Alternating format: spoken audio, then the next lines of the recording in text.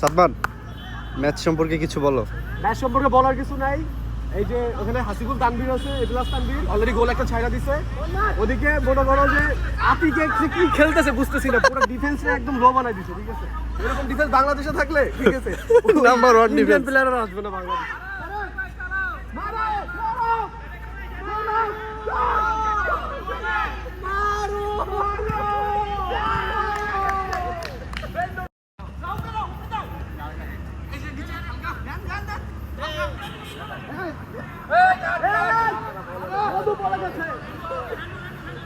মধু মধু